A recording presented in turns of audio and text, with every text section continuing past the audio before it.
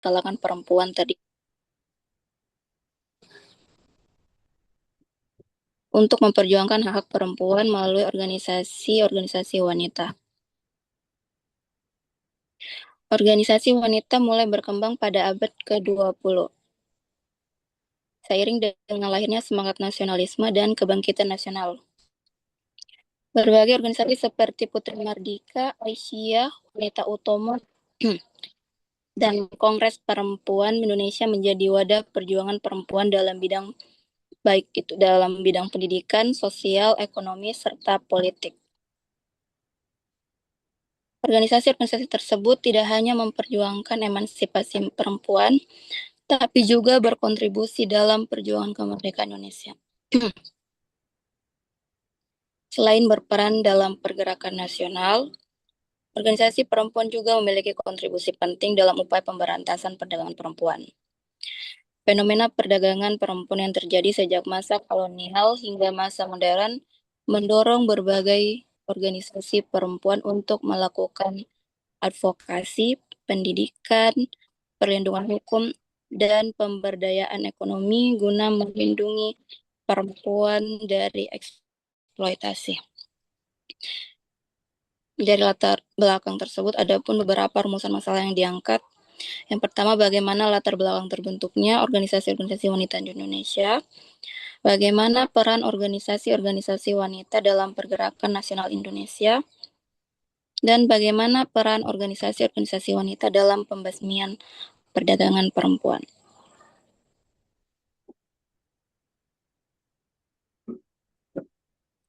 Masuk pada pembahasan latar belakang terbentuknya organisasi-organisasi wanita.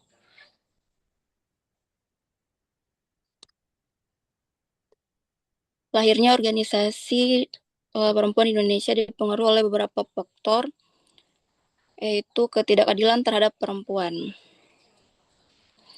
Jadi pada masa kolonial, perempuan mengalami berbagai bentuk ketidakadilan seperti rendahnya akses pendidikan, perkawinan usia dini, poligami, dan keterbatasan peran sosial. Situasi tersebut mendorong munculnya kesadaran untuk memperjuangkan hak-hak perempuan. Pengaruh politik etis. Kebijakan politik etis Belanda membuka kesempatan pendidikan bagi sebagian masyarakat pribumi. Perempuan yang memperoleh pendidikan mulai menyadari betapa pentingnya perubahan sosial dan kesetaraan gender. Pengaruh tokoh emansipasi. Pemikiran Raden Ajeng Kartini mengenai pendidikan dan kebebasan perempuan menjadi inspirasi bagi yang lainnya dari berbagai organisasi perempuan di Indonesia. Perjuangan Raden Ajeng Kartini mendorong perempuan untuk aktif dalam kehidupan sosial dan pendidikan. Selanjutnya, tumbuhnya kesadaran nasional. Munculnya organisasi nasional seperti Budi Utomo dan Sarekat Islam turut memengaruhi lahirnya organisasi perempuan yang berorientasi pada kemajuan bangsa dan perjuangan kemerdekaan. Adapun organisasi-organisasi perempuan di Indonesia, yang pertama adalah Putri Mardika, tahun 1912. Putri Mardika merupakan salah satu organisasi perempuan pertama di Indonesia yang didirikan dengan dukungan Budi Utomo. Organisasi ini berfokus pada peningkatan pendidikan perempuan melalui pemberian beasiswa, penyelenggaraan kursus, dan penerbitan majalah perempuan. Dalam organisasi Putri Mardika ini berupaya untuk meningkatkan kesadaran perempuan mengenai pentingnya pendidikan dan memperjuangkan perbaikan kedudukan perempuan dalam masyarakat. Kemudian organisasi yang kedua, Aisyah, tahun 1917. Aisyah merupakan organisasi perempuan yang lahir dari lingkungan Muhammadiyah dan didirikan oleh Nyai Ahmad Dahlan. Organisasi ini bergerak dalam bidang pendidikan, kesehatan, sosial, dan dakwah. Aisyah menjadi salah satu organisasi perempuan terbesar di Indonesia yang berhasil membangun sekolah, taman kanak-kanak, serta berbagai program pemberdayaan perempuan. Wanita Utomo. Wanita Utomo ini didirikan sebagai bagian dari gerakan kebangkitan nasional yang bertujuan meningkatkan pendidikan dan kesadaran perempuan terhadap pentingnya pembangunan bangsa. Dan yang keempat ada Kongres Perempuan Indonesia pada tahun 1928. Kongres Perempuan Indonesia menjadi tonggak penting dalam sejarah gerakan perempuan Indonesia. Kongres ini mempertemukan berbagai organisasi perempuan dari berbagai daerah dan melahirkan kerjasama yang lebih terorganisasi dalam memperjuangkan hak-hak perempuan. Kongres tersebut kemudian berkembang menjadi Kongres Wanita Indonesia, atau yang disingkat dengan KOWANI, yang berperan besar dalam memperjuangkan kepentingan perempuan Indonesia. Adapun peran organisasi perempuan dalam pergerakan nasional, memajukan pendidikan perempuan. Organisasi perempuan mendirikan sekolah, kursus keterampilan, dan program literasi bagi perempuan. Pendidikan dipandang sebagai sarana utama untuk meningkatkan kualitas hidup perempuan dan membangun kesadaran nasional. Kedua, menumbuhkan kesadaran kebangsaan. Organisasi perempuan menjadi media penyebaran semangat nasionalisme. Melalui pertemuan, kongres, dan penerbitan majalah, perempuan mulai terlihat aktif dalam perjuangan bangsa. Mendukung perjuangan kemerdekaan. Banyak organisasi perempuan berperan dalam penggalangan dana, kemudian penyediaan bantuan, logistik, pendidikan politik, serta dukungan moral bagi para pejuang kemerdekaan. Memperjuangkan hak perempuan. Gerakan perempuan memperjuangkan hak memperoleh pendidikan, kebebasan memilih pasangan hidup, perbaikan hukum perkawinan, kesempatan berpartisipasi dalam kehidupan politik. Dan yang terakhir, mendorong partisipasi politik perempuan. Melalui organisasi-organisasi perempuan, kesadaran politik perempuan berkembang sehingga mereka mulai terlibat dalam proses pengambilan keputusan dan pembangunan bangsa ini diambil dari jurnal Darussalam. Selanjutnya, peran organisasi wanita dalam pembasmian perdagangan perempuan. Jadi biasa yang kita kenal dengan perdagangan manusia atau human trafficking merupakan bentuk pelanggaran hak asasi manusia yang telah berlangsung sejak masa kolonial hingga masa modern. Organisasi perempuan memainkan peran penting dalam upaya pencegahan dan penanggulangan masalah tersebut, mulai dari edukasi dan penyadaran masyarakat. Organisasi perempuan melakukan sosialisasi mengenai bahaya perdagangan perempuan, terutama kepada kelompok rentan seperti perempuan muda dan masyarakat berpendidikan rendah. Adanya advokasi kebijakan. Organisasi perempuan mendorong pemerintah untuk memperkuat regulasi terkait perlindungan perempuan dan pemberantasan perdagangan. Adanya pendampingan korban. Berbagai organisasi perempuan menyediakan bantuan hukum, pendampingan psikologis, rehabilitasi sosial, dan perlindungan bagi korban perdagangan perempuan. Pemberdayaan ekonomi perempuan. Kemiskinan merupakan salah satu faktor utama penyebab perdagangan perempuan. Oleh karena itu, organisasi perempuan mengembangkan program pelatihan keterampilan, usaha mikro, dan pemberdayaan ekonomi untuk meningkatkan kemandirian perempuan.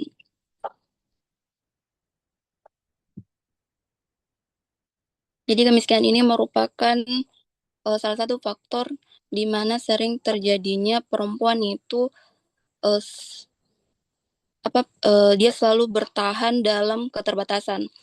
Ada salah satu film yang mungkin bisa kita lihat dari bagaimana wanita itu melakukan perjuangan perempuan di tengah keterbatasan. Filmnya sangat bagus, yang berjudul Pangkuh. Kemudian kerjasama dengan pemerintah dan lembaga internasional. Organisasi perempuan menjalin kerjasama dengan pemerintah, lembaga swadaya, masyarakat, dan organisasi internasional dalam pencegahan serta penanganan kasus perdagangan perempuan. Kerjasama dengan pemerintah ini pernah saya dengar terbuka pada beberapa tahun lalu terakhir, yaitu dari Kemenaker, Kementerian Tenaga Kerja Republik Indonesia mengadakan pelatihan-pelatihan dan kursus bagi perempuan-perempuan dengan kuota terbatas, misalnya penata rias ataupun kursus menjahit. Dan ini adalah salah satu bentuk kerjasama pemerintah. Sebagai kesimpulannya, organisasi-organisasi wanita di Indonesia lahir sebagai respon terhadap berbagai bentuk ketidakadilan yang dialami pemerintah pada masa kolonial. Faktor pendidikan, pengaruh tokoh, emansipasi, politik etis, dan tumbuhnya kesadaran nasional menjadi latar belakang utama pembentukannya.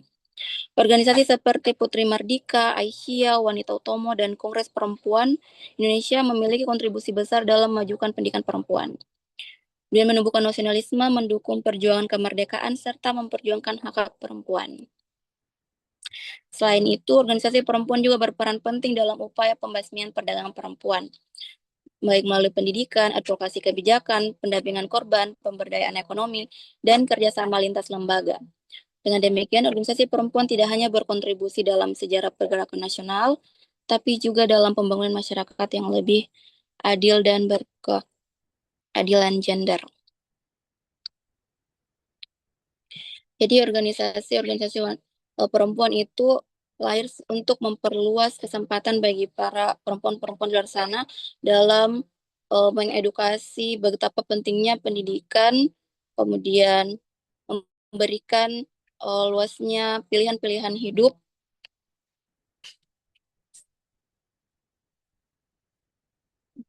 dalam berkehidupan masyarakat.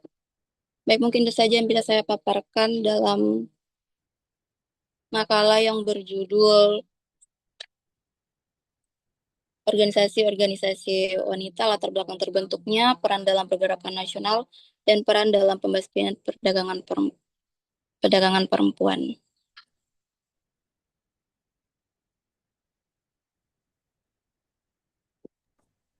Terima kasih pemakalan. Langsung saja ya, kita masuk pada sesi tanya jawab. Siapa yang ingin mengawali, mengajukan pertanyaan atau mungkin klarifikasi mengenai makalah kita hari ini, saya persilahkan. Saya buka. Ya, silakan, Talib. Terima kasih kesempatannya. Ya. Di sini saya mau tanyakan sekitar di bagian poin B, dan ini organisasi-organisasi wanita di Indonesia.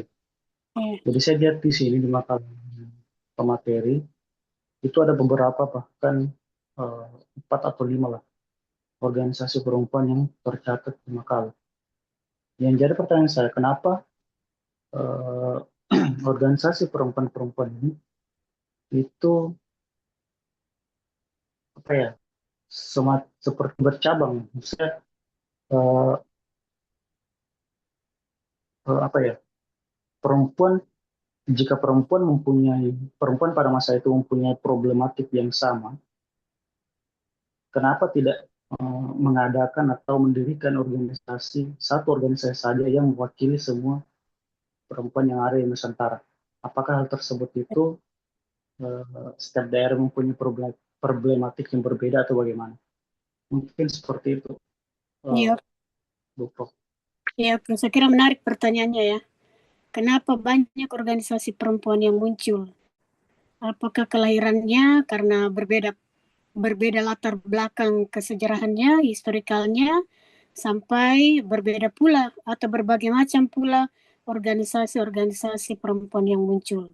Mengapa bukan satu saja ya yang motivasinya, yang kalau kita lihat pada umumnya kan motivasi atau visi pada umumnya organisasi-organisasi itu adalah memajukan perempuan dan mencapai kemerdekaan. Tapi nyatanya ternyata banyak organisasi-organisasi perempuan yang lahir pada saat itu. Ya oke.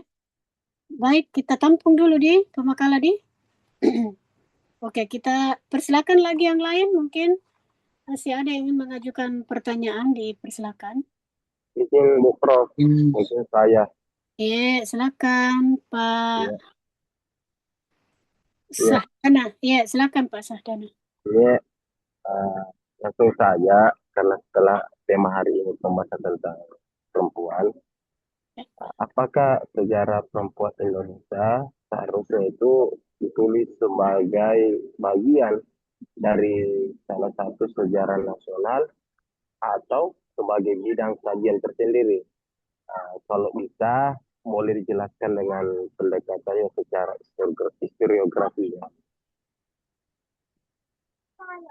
Gimana pemakala bisa ditangkap atau bisa diulang kembali pertanyaannya Pak Sadan? Saya juga tidak sempat menangkap tadi. Ya, begini. Iya. Apakah sejarah perempuan Indonesia seharusnya ditulis sebagai bagian dari sejarah nasional atau sebagai bidang kajian tersendiri? Oke, Jelaskan dengan pendekatan historiografi. oke, tentang sejarah perempuan ya.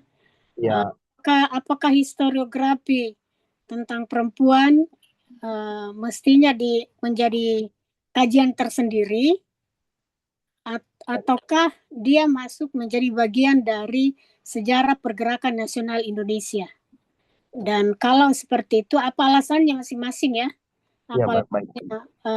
kalau misalnya dia tersendiri dan apa alasannya dia mesti masuk ke sejarah pergerakan nasional Indonesia?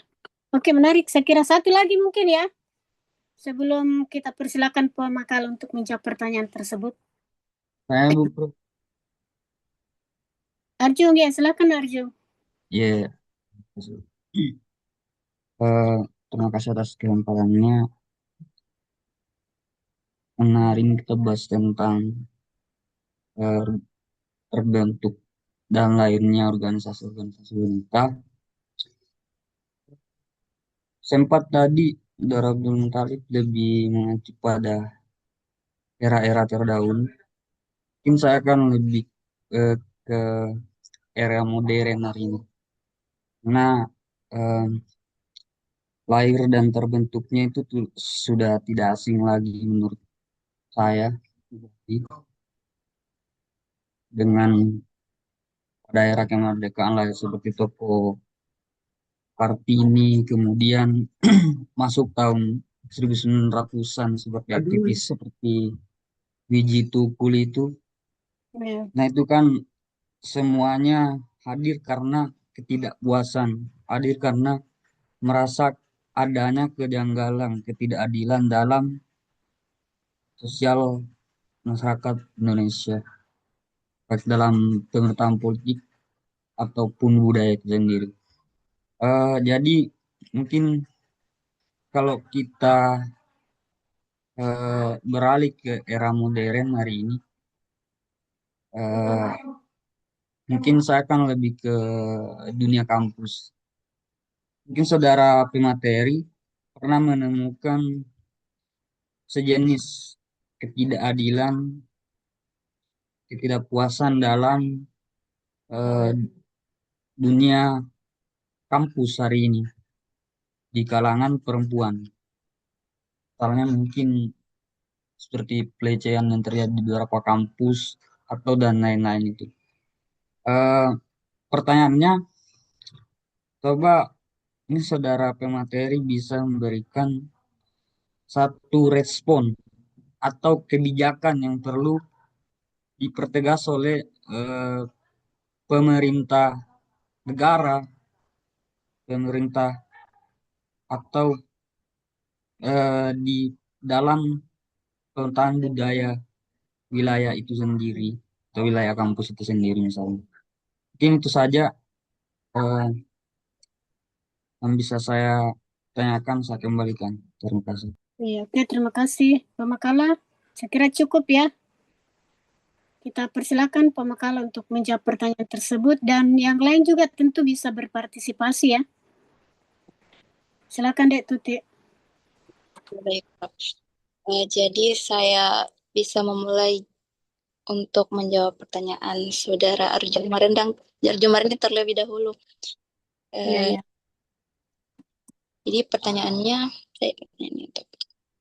jika melihat ketidakadilan sosial politik, diskriminasi gender, seperti kasus pelecehan yang terjadi di kampus seperti itu, bagaimana eh, respon atau kebijakan yang seharusnya dilakukan oleh pemerintah,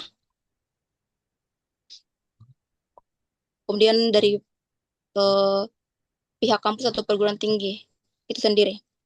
Ini seperti itu pertanyaannya. Jadi sebelum kita memulai dari dunia kampus, ada baiknya kita melihat dari kebijakan tingkat pemerintah dulu, di mana kebijakan tingkat pemerintah itu seharusnya melakukan penguatan. Jadi penguatan di sini yaitu penegakan hukum terhadap pelaku pelecehan seksual atau kekerasan seksual yang ada di dalam dunia kampus tersebut. Kemudian memberikan rasa aman. Jadi memberikan rasa aman di sini yaitu korban memastikan korban memperoleh perlindungan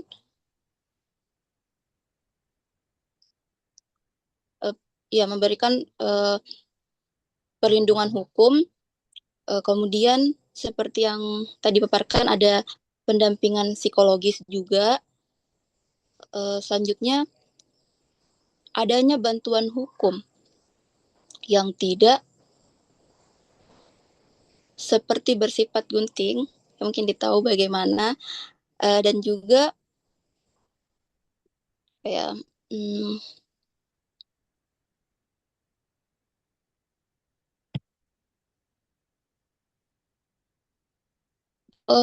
dan juga tidak memberikan tidak menjudge si korban ini ketika dia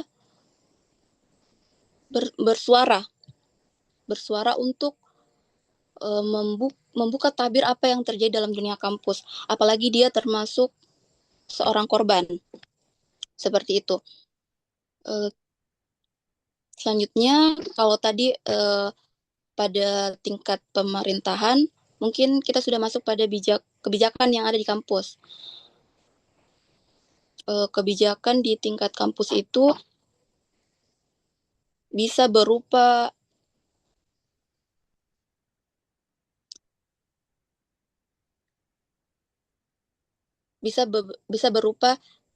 satgas yang memang dia ini satuan tugas yang berperan dalam menangani dan mencegah beberapa pelaku yang melakukan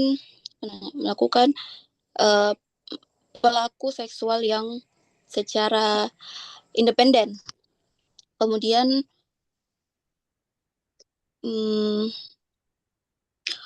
menyelenggarakan edukasi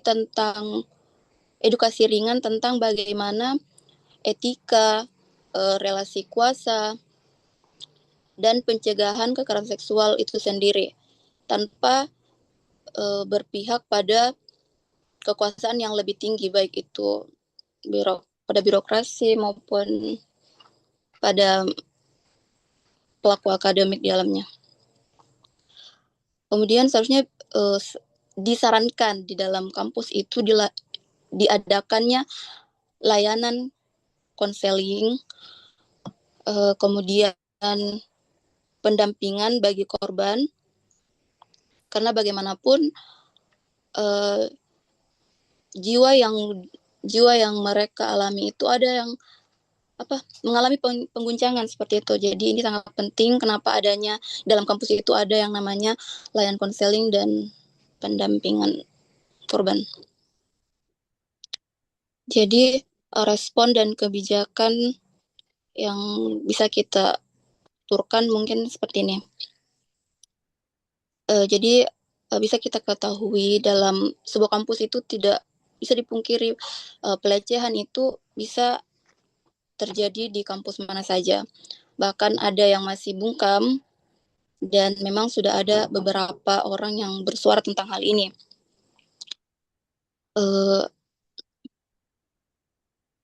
Tetapi ada rasa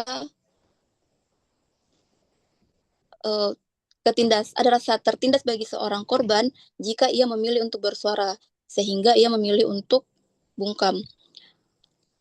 Karena kenapa seperti itu? Adanya relasi kuasa. Relasi kuasa inilah yang kemudian membuat para korban-korban itu merasa takut diintimidasi sehingga memilih untuk bungkam.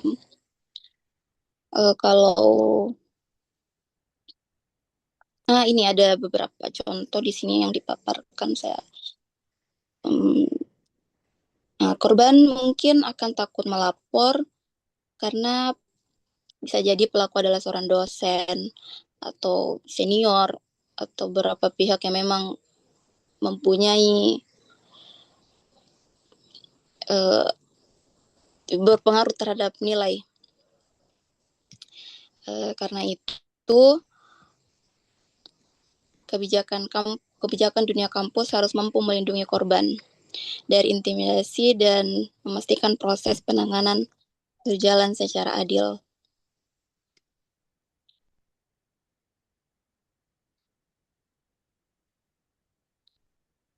Mungkin itu saja yang bisa saya jawab. Mungkin ada yang ingin menambahkan, saya kira cukup banyak. Memang belakang problem ini cukup menarik ya, karena pelaku-pelaku bahkan tak terduga ya bahwa ternyata dari kalangan dosen yang justru diharapkan menjadi pelindung ya, menjadi pengayom, tapi justru menjadi pelaku pelaku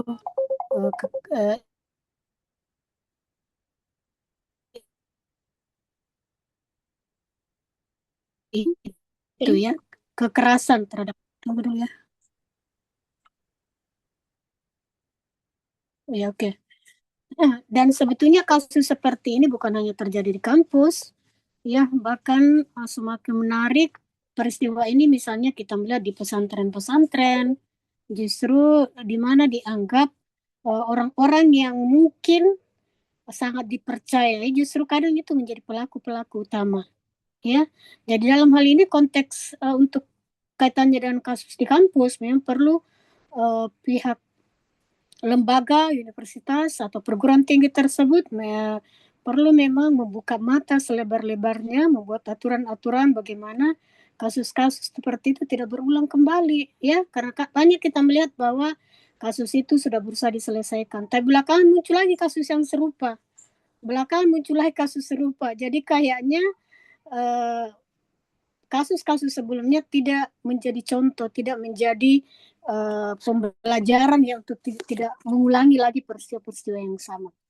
Oke, baik, saya mungkin kita perlu diskusikan ini. Saya kembalikan ke forum. Mungkin ada yang ingin memberikan saran, memberikan perspektif yang berbeda, ya, atau memberikan jawaban-jawaban atau solusi yang berbeda mungkin ya. Saya persilakan. Siapa yang ingin memberikan solusi terkait dengan ini? Kalau tadi Tuti sudah memaparkan cukup panjang lebar ya, dari perspektif pelaku, korban, dari perspektif kampus, lingkungan sekitar bagaimana, teman-teman sejawat bagaimana, dosen-dosen yang lain bagaimana, ya. Mungkin ada dari teman-teman atau Bapak Ibu yang ingin memberikan juga tanggapan terkait dengan ini?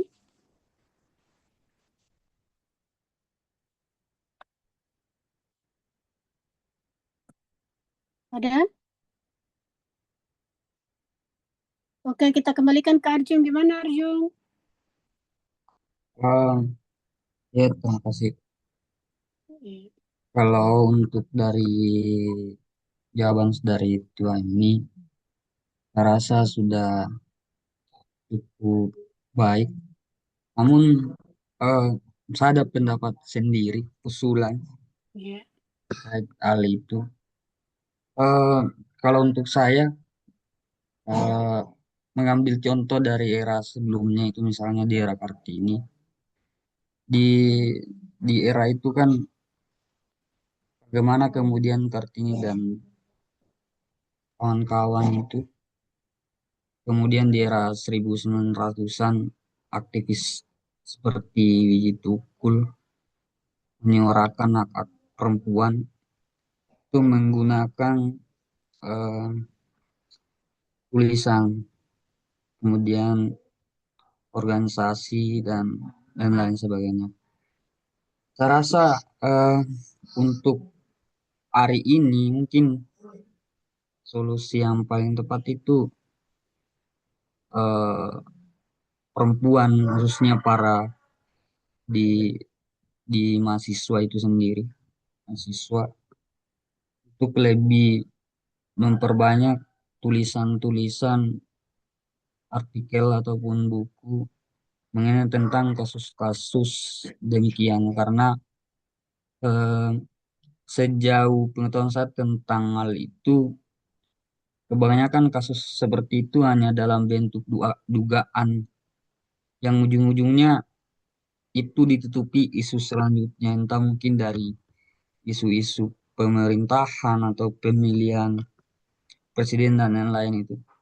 Jadi saya rasa yang solusi paling bagus menurut saya itu eh, karena seperti yang dikatakan oleh dari Tuti Walin tadi, eh, ketakutan pada seorang perempuan itu adalah intimidasi dari luar jika mengalami hal tersebut sehingga memilih bungkam atau diam. Nah, saya rasa dengan cara menulis lebih memperkaya diri dalam relasi penulisan artikel dan buku itu sendiri itu bisa dituangkan di situ dan saya rasa itu dapat meminimalisir lainnya kasus-kasus seperti itu karena lagi-lagi ya sama dengan kasus-kasus misalnya intimidasi senior terhadap maba juniornya ataupun korupsi misalnya itu kan eh, lagi-lagi persoalan kesadaran kalau kita mubah karena benar-benar itu sulit untuk dihilangkan hanya bisa diminimalisir jadi mungkin itu saja tambahan dari Iya. saya kembalikan terima kasih. Oke, terima kasih. Intinya kalau saya tangkap dari Arjun bahwa perlu terus-menerus disosialisasikan ya, perlu terus-menerus disuarakan ya supaya tidak berulang lagi peristiwa-peristiwa yang serupa ya. Oke, baik. Kalau tidak ada lagi, kita lanjut ke pertanyaan berikut, menjawab pertanyaan berikut. Silakan, Makala. Baik, Prof. Boleh saya tambahkan sedikit dari pernyataan Saudara Arjo? Ya, silakan. Jadi tadi sempat disebutkan bahwa penulisan seperti jurnal-jurnal ataupun artikel tentang perempuan itu harus terus disuarakan. Jadi pada tahun 1992 itu saya lupa siapa nama penulis artikelnya, miliarder pada tahun 1992 pihak perempuan itu sangat dibatasi karya-karyanya, baik itu dari karya sastra maupun penulisan-penulisan yang berkaitan dengan para penulis kontemporer perempuan. Bahkan hasil karya-karya perempuan itu kemudian ditulis ulang kembali oleh pihak sebelah. Kenapa kemudian pihak perempuan dibatasi pada saat itu? Karena mereka dianggap bahwa perempuan itu hanya sebagai pelengkap dalam dari bidang sosial maupun dari bidang politik. Perempuan juga dianggap sebagai pelengkap untuk pendamping saja, pendamping hidup seperti itu. Jadi penulisan artikel-artikel dan jurnal-jurnal tentang keperempuanan itu mulai berkembang pada tahun berapa ya? Ada jurnal yang sangat bagus dan cukup menarik untuk dibaca sebenarnya tentang gender ini. Judulnya Historiografi Gender, menghadirkan suara yang terpinggirkan. Itu mungkin bisa dibaca. Bagaimana kemudian perempuan bisa bangkit dari hal-hal yang mungkin terus dibungkam oleh pihak relasi, bukan hanya dari pihak perempuan itu sendiri, tapi juga perempuan yang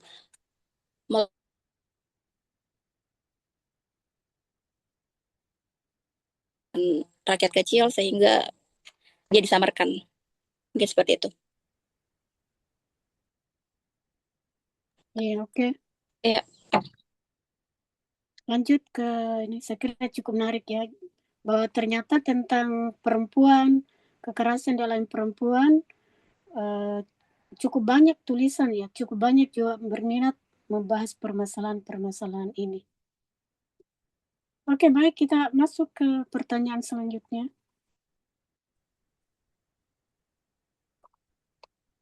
Baik, saya akan mencoba menjawab pertanyaan dari Saudara Abdul Muthalib. Sini organisasi Indonesia, mengapa organisasi perempuan ini seperti bercabang seperti itu? Kenapa tidak apa dia memiliki problem yang sama, tapi kenapa tidak satu saja? Mungkin inti pertanyaannya seperti itu. Jadi ada beberapa. Jadi sini dipaparkan bahwa meskipun perempuan pada masa itu menghadapi masalah yang hampir sama, seperti keterbatasan pendidikan, perkawinan anak, poligami, dan minimnya hak sosial politik. Tapi mengapa mereka tidak mendirikan satu organisasi saja? Karena mereka ada alasan-alasan. Alasan yang pertama itu adanya perbedaan latar belakang sosial dan budaya. Seperti yang disebutkan oleh Prof tadi. Adanya latar belakang sosial dan budaya yang berbeda, di mana Indonesia terdiri dari banyak suku dan daerah dengan kondisi perempuan yang berbeda-beda pula. Jadi di sini ada contoh bahwa organisasi perempuan di Jawa memiliki fokus yang mungkin berbeda dengan organisasi perempuan yang ada di Sulawesi. Kemudian adanya perbedaan ideologi dan tujuan. Jadi perbedaan ideologi dan tujuan ini sangat. Jadi perbedaan ideologi dan tujuan ini sangat sangat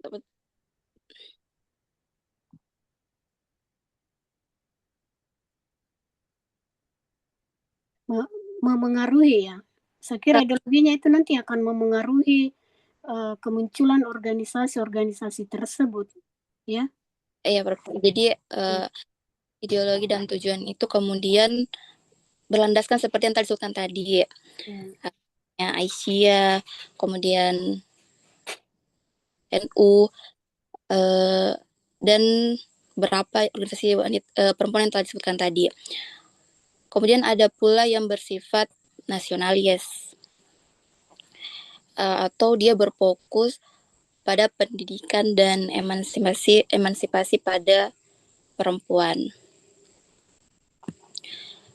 Selanjutnya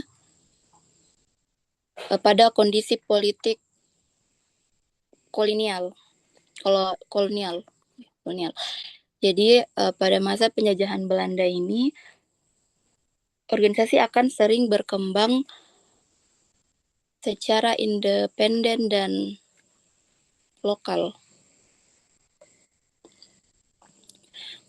Kemudian komunikasi yang dilakukan antar daerah itu masih sangat terbatas sehingga masih sulit membangun satu organisasi yang lebih besar. Jadi semakin bertambahnya tahun ke tahun, pemikiran itu pula akan berbeda.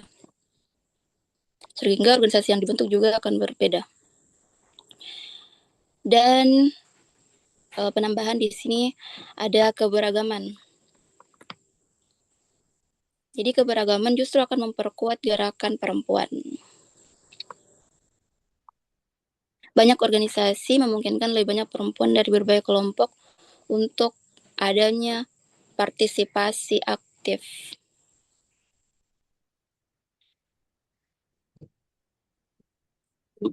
Kemudian untuk menyatukan perjuangan terhadap organisasi-organisasi perempuan yang telah dibentuk,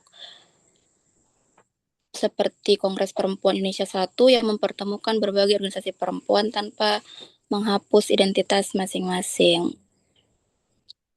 Jadi organisasi perempuan tampak bercabang seperti yang disebutkan oleh Saudara Abdul Muthalib bukan karena mereka tidak memiliki masalah yang sama, melainkan karena mereka berasal dari latar belakang ideologi dan strategi yang justru berbeda itu. Namun organisasi-organisasi perempuan yang berbeda itu tidak menghilangkan apa tujuan mereka sehingga tetap bekerja sama dalam isu-isu keperempuanan Indonesia secara umum, seperti itu. Iya, oke. Ada yang ingin menambahkan lagi?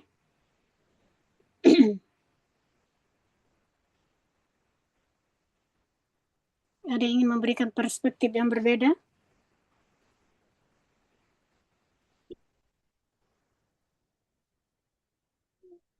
Jadi perbedaan-perbedaan organisasi itu menunjukkan itu ya, perbedaan mungkin ideologi, apa yang diperjuangkan ya, visinya mungkin, apa yang melatar belakangi organisasi itu lahir, sehingga menyebabkan lahirlah beragam organisasi-organisasi perempuan. Tapi justru dengan perbedaan itu saya kira ini menarik ya. Ini menarik bahwa dengan latar belakang berbeda, mereka sering sekali bersatu dalam forum yang sama. Ya, misalnya dalam Kongres Perempuan Indonesia. Kan? Itu kan menjadi tonggak pergerakan perempuan Indonesia. Jadi visinya mungkin sama, misalnya sama-sama memperjuangkan kemerdekaan Indonesia, tetapi cara mereka mencapai itu mungkin berbeda. Nah itu. Sama juga mungkin kita lihat kaitannya dengan organisasi-organisasi Islam di Indonesia. Ada NU, ada Muhammadiyah, apalagi ada PSI, gitu kan. Kenapa tidak satu saja dalam satu organisasi Islam? Kan itu tadi ideologinya berbeda, historical kemunculannya juga berbeda. Itu. Tetapi perbedaan ini bukan berarti akan memecah umat Islam, tapi disitulah dinamikanya, ya. Di situ dinamika perjuangannya. Ketika mereka memiliki visi yang sama memperjuangkan kemerdekaan Indonesia, di situ menariknya. Bahwa misalnya si organisasi A berjuang khusus dalam konteks masyarakat modern atau pemikiran modern, organisasi B khusus dalam konteks mempertahankan tradisional. Ya, tapi sama-sama tujuannya adalah mencapai kemerdekaan Indonesia. Itu. Oke ya, saya kira seperti itu. Ada mungkin yang ingin memberikan perspektif yang berbeda mungkin? Kita persilakan.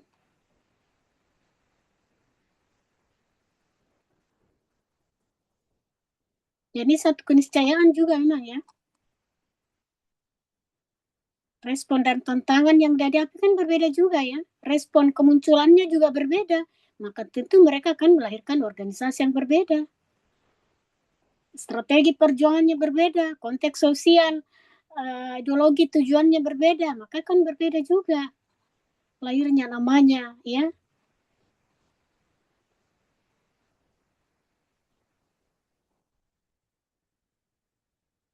Nah, justru dari sinilah kita melihat perbedaan-perbedaan organisasi perempuan itu kita akan menyatakan bahwa ternyata indah perbedaan itu, ya. Karena masing-masing organisasi perempuan itu akan memberikan sumbangsi dalam konteks keindonesiaan.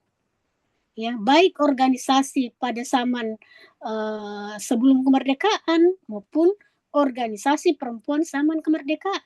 Organisasi perempuan zaman kemerdekaan adalah bagaimana masing-masing dari organisasi itu mengisi kemerdekaan ini. Sementara organisasi pasca pra kemerdekaan mereka sama-sama berjuang bagaimana mencapai kemerdekaan itu. Justru di situ dinamikanya. Ya, dengan lahirnya organisasi-organisasi berbeda, mereka kemudian berlomba menunjukkan kemampuan mereka ya untuk mencapai kemerdekaan, tapi plus di balik itu kadang mereka bergandengan tangan untuk sama-sama mencapai tujuan. Itu. Ya, jadi perbedaan itu bukan berarti akan melahirkan konflik, ya. Justru di organisasi itu kita belajar bahwa justru dengan perbedaan itu mereka berusaha bergandengan tangan untuk mencapai tujuan keindonesiaan. Sama dengan sekarang ya, kita melihat ada organisasi perempuan yang lebih konsen ke masalah bagaimana menyelesaikan kasus-kasus KDRT misalnya. Ada organisasi perempuan yang konsen kepada masalah pendidikan perempuan. Ada organisasi perempuan yang konsen terhadap masalah perdagangan perempuan. Itu kan beda-beda. Tetapi tujuannya sama-sama, mereka adalah bagaimana memberi perlindungan kepada perempuan, bagaimana memberi perhatian kepada perempuan. Itu. Karena bisa dibayangkan kalau satu organisasi perempuan dan mereka mau menyelesaikan semua problem perempuan, itu mungkin agak susah, agak sulit. Kalau dia mau mengcover semua, ya. Maka diibaratkan ini mereka membagi job. Diibaratkan organisasi-organisasi ini yang visinya berbeda itu adalah membagi-bagi job, ya. Sesuai dengan apa yang mereka konsen, apa yang mereka lihat di persoalan perempuan itu. Ada juga organisasi perempuan yang khusus mungkin menangani masalah bagaimana mengangkat harkat dan martabat perempuan. Ada organisasi perempuan yang khusus Islam mungkin melihat bagaimana tafsir-tafsir tentang perempuan mungkin ya. Gitu. Jadi kalau boleh diibaratkan justru mereka membagi kerja itu, membagi job-job itu karena tidak mungkin satu organisasi akan menyelesaikan semua problem yang dihadapi oleh perempuan.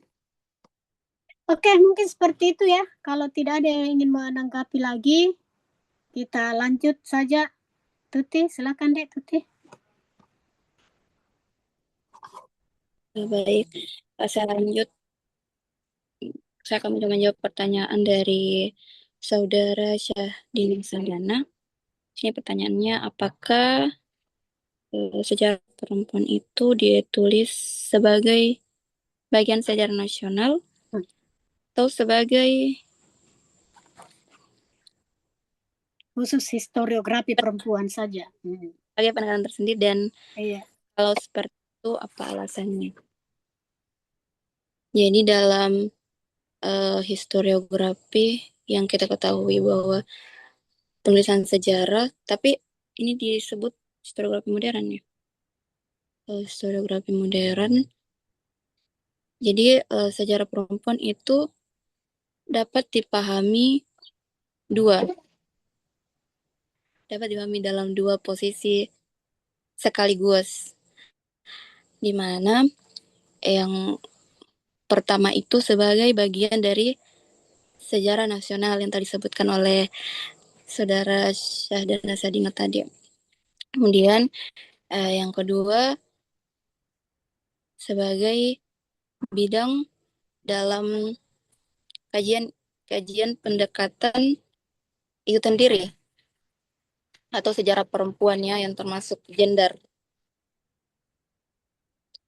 Jadi di sini mengapa sejarah perempuan termasuk sejarah nasional? Karena perempuan merupakan bagian dari masyarakat dan perempuan juga ikut berperan dalam proses sejarah bangsa. Kenapa demikian? Karena peran perempuan juga ikut serta dalam andil besar dalam pendidikan. Bukan hanya dalam pendidikan, tapi juga dia memiliki keterlibatan perempuan dalam pergerakan nasional itu sendiri ya. Kemudian kontribusi dan sumbangsi yang ikut andil besar dalam pembangunan Indonesia. Jadi kalau dikatakan sejarah nasional hanya menceritakan tokoh laki-laki, kemudian politik, peperangan, selanjutnya gambaran-gambaran tentang sejarah yang hanya menampakkan tokoh laki-laki, tapi tidak menggambarkan tentang perempuan secara utuh. Oleh karena itu, gambaran tentang pengalaman perempuan perlu juga dimasukkan dalam narasi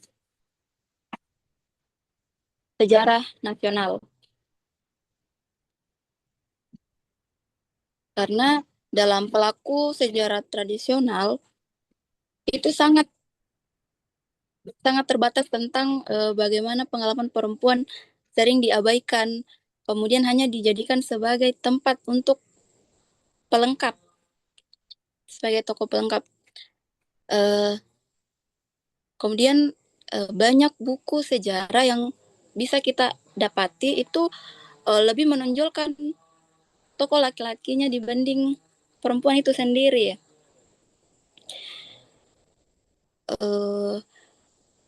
itu organisasi-organisasi wanita itu hadir untuk kemudian hadir sebagaimana untuk membuat perempuan berkembang dalam mengungkap pengalaman-pengalaman yang sebelumnya tidak terlihat.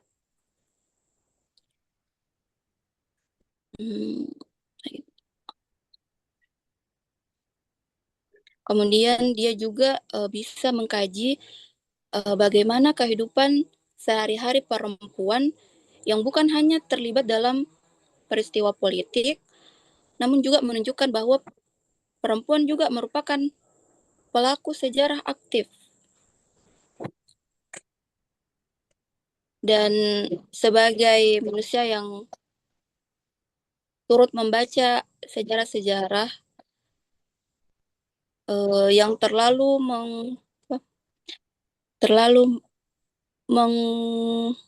memusatkan bagaimana tokoh laki-laki itu berperan dalam sejarah yang sangat signifikan. Jadi mungkin seperti itu. Iya, oke. Baik, kita kembalikan lagi ke forum. Mungkin ada yang menanggapi, ingin menambah. Ya, persilakan, Dek.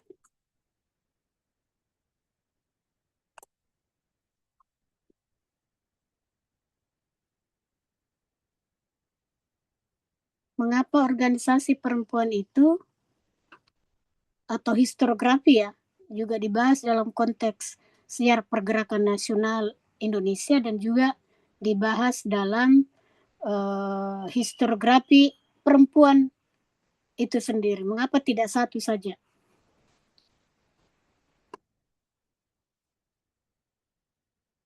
Ada yang ingin memberi tanggapan tentang ini, Dek?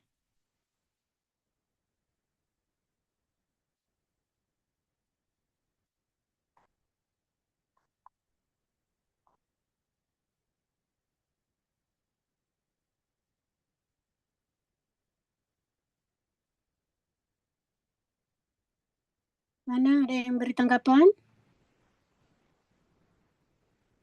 Jadi tidak bisa dipungkiri ya bahwa ternyata membahas tentang sejarah pergerakan nasional Indonesia, di situ ada peran perempuan juga, ya. Perempuan juga memberi sumbangsi di situ. Sehingga banyak lahir organisasi-organisasi perempuan di mana memang visi mereka adalah mencapai kemerdekaan.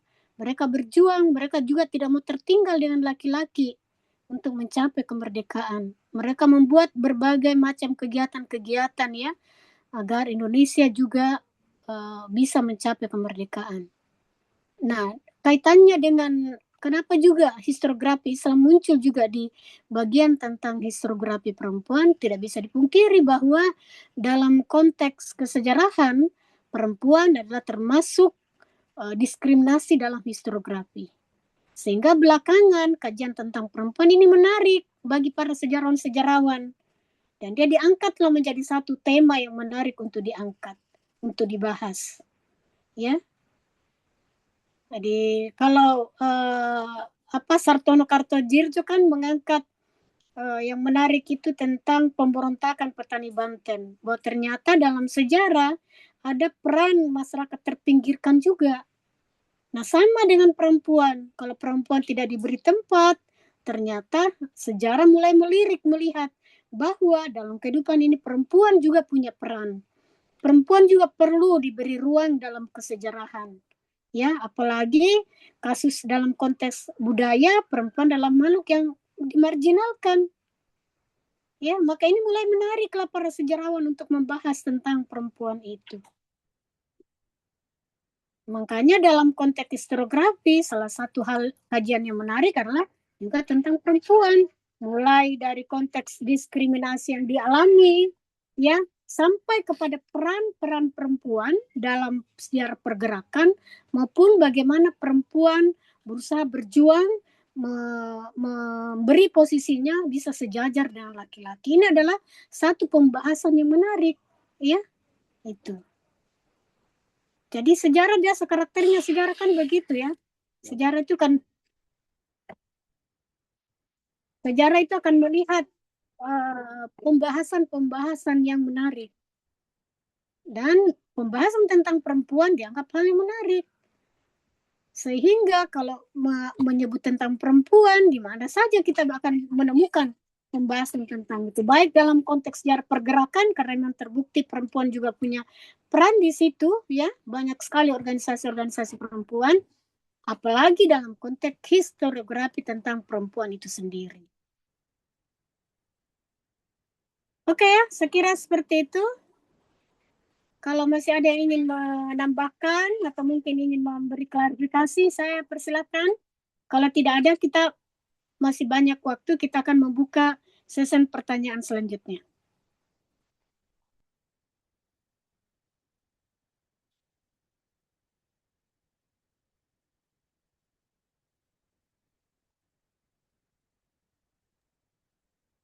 Tidak ada. Kita buka lagi sesi pertanyaan, Dik. Iya, Bu. Mungkin Ya, Prof. kita beri kesempatan satu orang saja untuk mengajukan pertanyaan.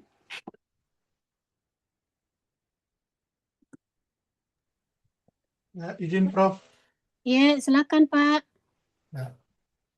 Pak Terima Farid. kasih Prof. Ya. Ya, Yang ingin saya tanyakan kepada pemakalah, bagaimana pemakalah menanggapi pernyataan bahwa perempuan itu sebenarnya dimanfaatkan sebagai proyek pemberdayaan sejak masa kolonial hingga pemerintahan Republik saat ini. Bukan merupakan gerakan untuk memberdayakan dan memajukan kaumnya sendiri. tapi dianggap proyek ya. Dianggap proyek oleh orang-orang yang mau mendapat keuntungan. Ya. Oke, ini Ya. menarik ini. Silakan pemakalah satu saja pertanyaan ya.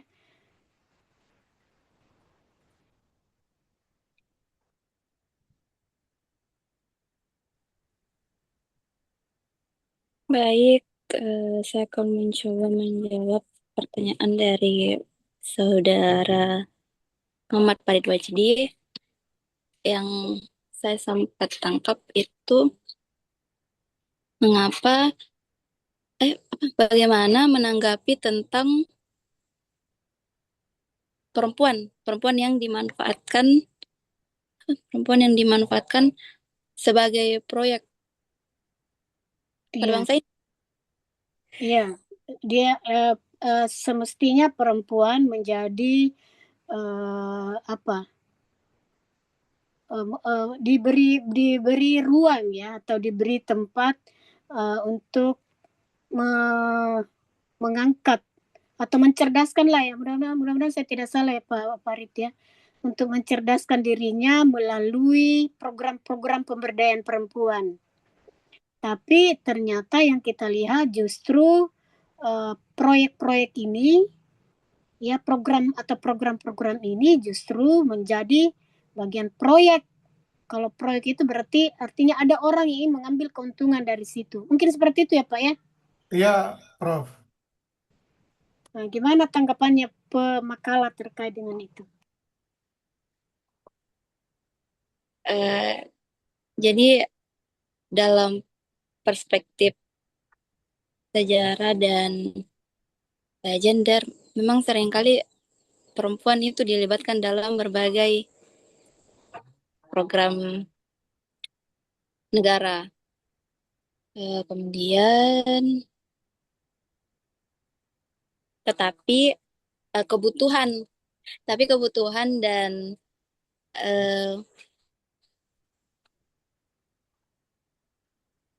tetapi beberapa pendapat dan kebutuhan mereka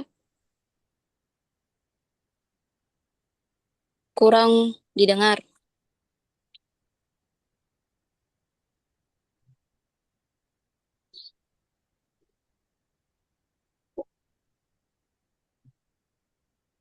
Mungkin dia.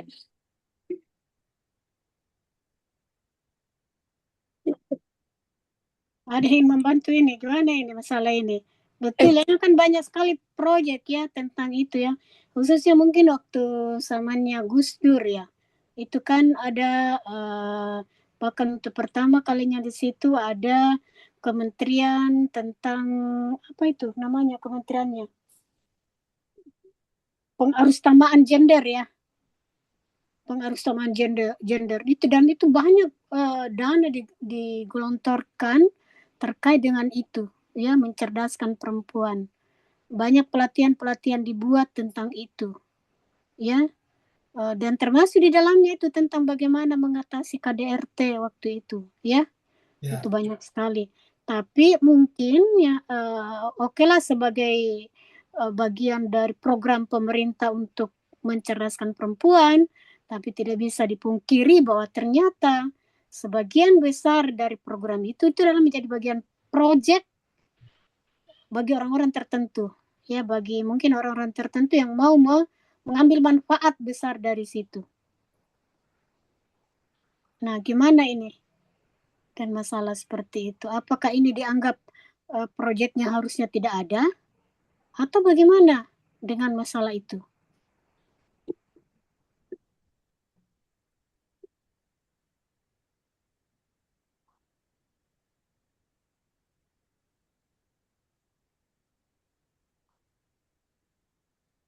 Oh, atau begini, mungkin perempuan dinyatakan sebagai kebermanfaatan untuk satu proyek dalam suatu negara. Jadi kita berpikir apakah seorang perempuan itu betul-betul dijadikan sebuah proyek atau malah untuk suatu ukuran keberhasilan suatu program sendiri. Jadi bukan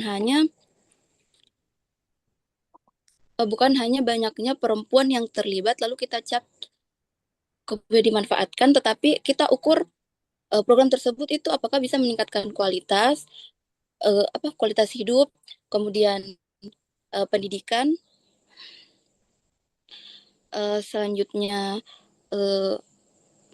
kesehatan meningkat, kemudian keamanan, dan posisi tawar pada perempuan dalam masyarakat pada saat itu. Iya.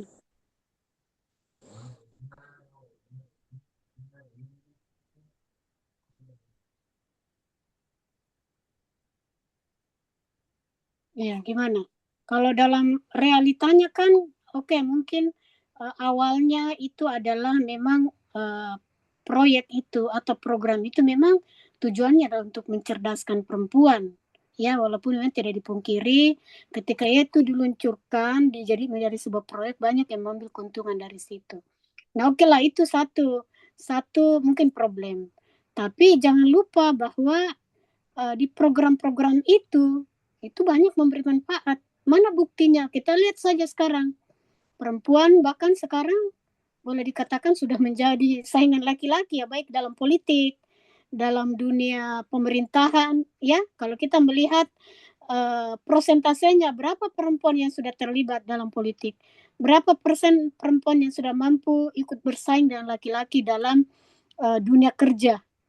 Mungkin itu keberhasilan mungkin dilihat di situ. Jadi oke lah kita melihat, kita anggap itu sebagai bukan juga dikatakan sebagai sebuah kegagalan, tetapi itu mungkin kecolongan ya. Tapi pada sisi lain ada dampak kebaikannya, ya. Dampak kebaikannya apa? Bahwa ternyata sekarang perempuan sudah mampu apa istilahnya ya, apple to apple, ya, bersaing dengan laki-laki. Coba kita lihat di dunia politik. Bupati-bupati berapa perempuan, gubernur berapa perempuan. Ya walaupun memang belum 50-50, tapi setidaknya kehadiran beberapa perempuan itu dianggap sudah keterwakilan dan merupakan hasil dari proyek yang kemarin, walaupun boleh dikatakan bahwa proyek kemarin banyak yang disalah manfaatkan oleh orang-orang tertentu. Kalau saya melihat seperti itu Pak Farid. Ya, Ya, Prof. Ya. Begitu mungkin juga kita melihat perempuan yang studi sekarang. Kalau dulu kan dihitung jari mungkin perempuan yang bisa sekolah. Kenapa? Karena konteks pandangan masyarakat secara culture, secara budaya, bahwa sudahlah perempuan tidak usah sekolah, itu zaman penjajah ya. Dan sebelum zaman penjajah, sudahlah perempuan tidak sekolah, karena memang budayanya seperti itu adalah perempuan sangat marginal, pendapat perempuan dianggap tidak penting. Ya, tapi dengan program-program yang ada, itu kita melihat pendapat perempuan juga semakin penting. Bahkan kalau orang bilang ada 001, ada 00. Siapa 00? Istrinya 01. Yang jauh pendapatnya lebih didengar. Jadi mungkin itu. Maaf, ini just kidding saja. Yang saya mau katakan bahwa perempuan tidak kalah penting sekarang dibanding dengan laki-laki, pendapatnya ya, yang saya maksudkan ya. Itu. Jadi walaupun mungkin jangan kita melihat kuantitasnya, apple to apple-nya, jumlahnya misalnya 50-50-nya, bahkan seharusnya perempuan lebih banyak karena secara populasi perempuan lebih banyak, tapi jangan kita melihat itu. Tapi kita melihat dalam konteks bagaimana perjuangan perempuan mencapai tahap itu.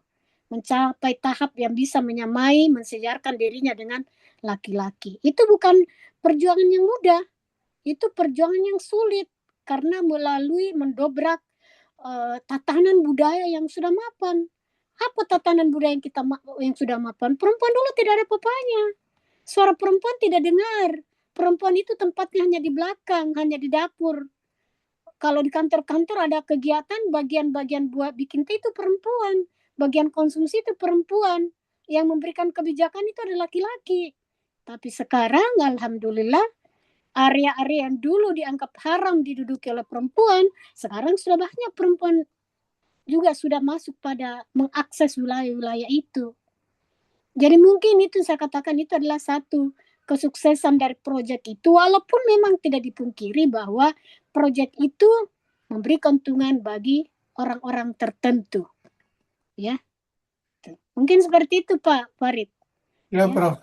Iya, karena budaya itu tidak gampang ya, membalik seperti telapak tangan. Budaya itu susah di ini.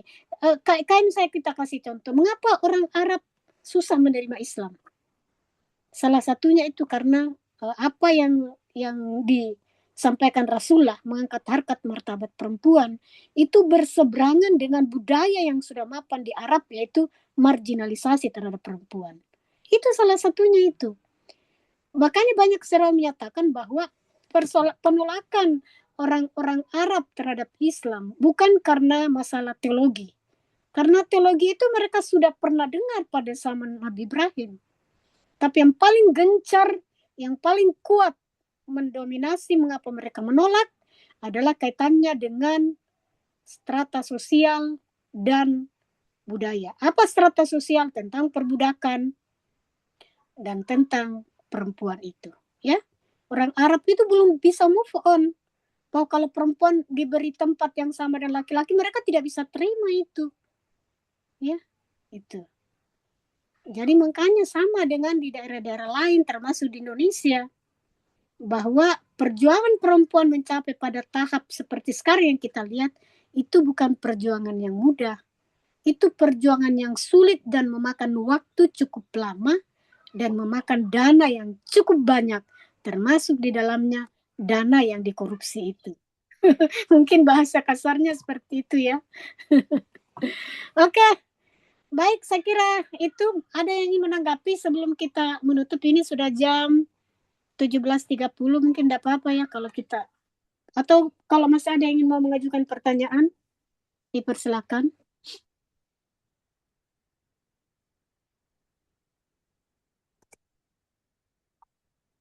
Di mana yang lain ingin memberi tanggapan?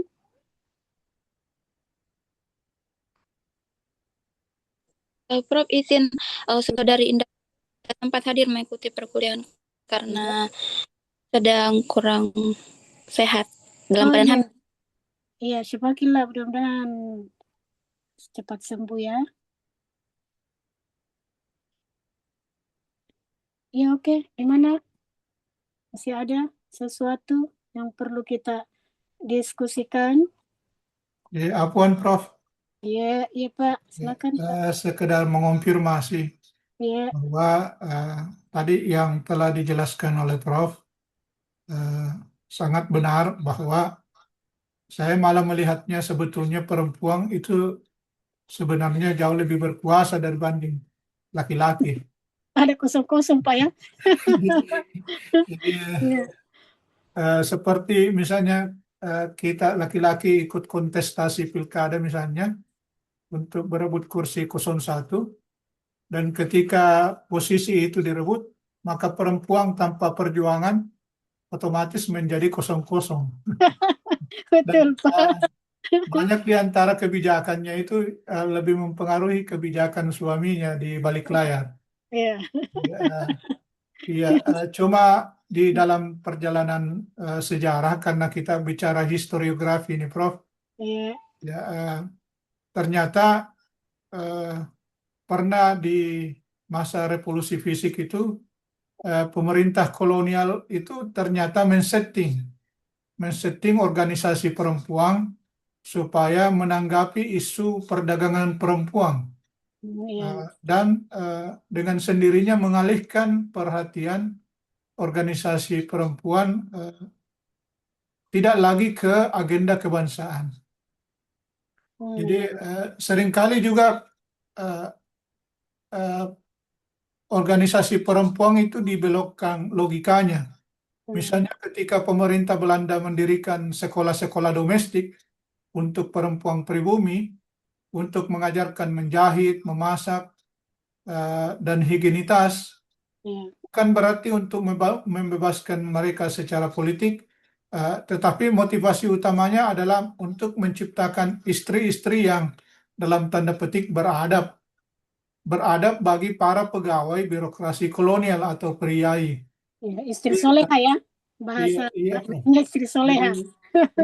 isu penyelamatan perempuan itu sebetulnya dari pergundikan atau perdagangan seringkali dieksploitasi oleh pemerintah kolonial, hanya untuk menunjukkan superioritas moral bangsa kulit putih atas bumi putra. Ya. Iya. Kemudian di pemerintahan Orde Baru di pasca kemerdekaan eh, itu malah semakin masif.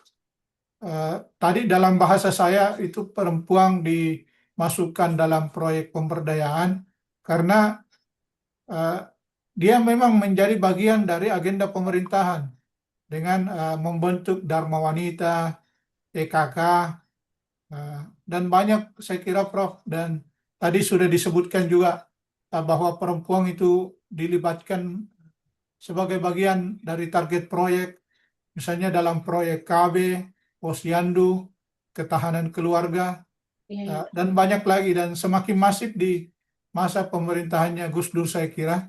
Nah, sejak masa Ibu Tien Soeharto dan di hampir semua pemerintahan Orde Baru dan Orde Reformasi. Saya kira itu Prof, sekedar tambahan saja Ya, bahwa terima kasih Pak. Betul ya. ternyata banyak sekali kehidupan sosial budaya dan politik kita itu tidak bisa dilepaskan dari peran perempuan, dan ternyata dinamikanya sangat luas, dan perempuan itu sendiri menemukan bisa menemukan dunia yang berbeda, bukan lagi sebagai target pemberdayaan, tapi betul-betul eh, dia bisa memberdayakan dan memajukan kaumnya sendiri. Ya, saya kira demikian, Prof. Terima kasih banyak. Ya, terima kasih sama-sama Pak.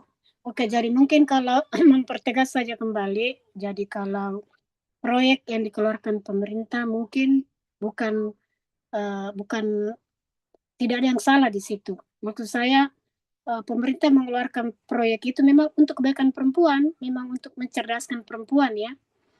Tapi kemudian menjadi ada kekeliruan di situ ketika proyek itu dilaksanakan, sebagian ada yang memanfaatkan untuk mendapat keuntungan, ya.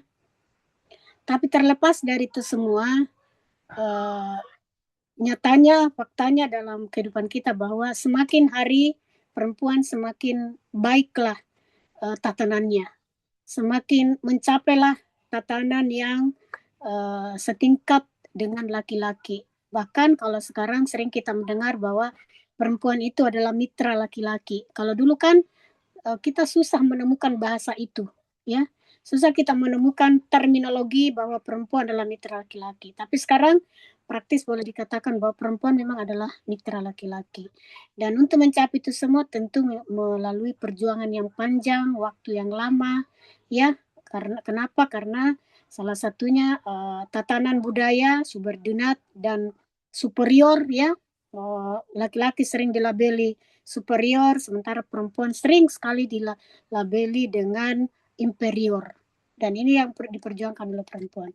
Oke, terima kasih Pak Farid Wajdi sudah membantu tadi memberikan penjelasan atau uraian terkait dengan persoalan ini atau permasalahan ini. Sekira cukup ya, Bapak Ibu. Kalau tidak ada masalah lagi, kita tutup saja dan saya mengucapkan terima kasih. Linknya tadi sudah dibagi. Terima kasih kepada pemakalah Titi Wahyuni. Terima kasih yang sudah mengajukan pertanyaan-pertanyaan. Semoga pembahasan hari ini mendapat ridha dari Allah Subhanahu wa taala dan memberi kemanfaatan bagi kita semua. Mari kita menutup dengan bersama-sama baca hamdalah. Alhamdulillah. Rabbil alamin. Assalamualaikum. Iya Pak, sama-sama Pak. Terima kasih kepada semua yang sudah membantu mengajukan pertanyaan dan yang sudah menambahkan ya untuk diskusi kita hari ini sehingga diskusi kita bisa berjalan dengan baik. Baik, saya mengucapkan salam. Wassalamualaikum warahmatullahi wabarakatuh. Dan pamit saya undur diri keluar lebih dulu dari forum ini. Assalamualaikum warahmatullahi wabarakatuh. Waalaikumsalam warahmatullahi wabarakatuh.